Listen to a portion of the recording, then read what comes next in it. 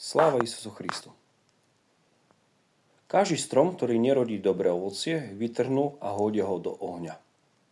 Dokonca aj nekresťanské národy si viac vážili dobré skutky ako pekné slova. O čo viac to musí byť pravidlom pre Kristových nasledovníkov. Na jednom sneme Atenčanov, kde boli aj spárski vyslanci, nejaký starec chodil od lavice k lavici hľadajúc miesto na sedenie. Atenčania sa mu vysmievali a miesto mu nikto neobvolil.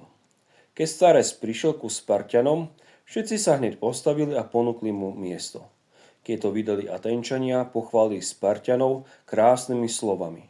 No Spartania im odpovedali: Atenčania vedia, čo je dobré, ale dobro nerobia. Kto činí dobro, ten sa podobá na strom, ktorý prináša dobré ovocie svojmu hospodárovi. A prameňom dobra človeku je dobré a Boha milujúce srdce. Drahí veriaci, ja vám prajem požehnaný týždeň. Sláva Isusu Christu.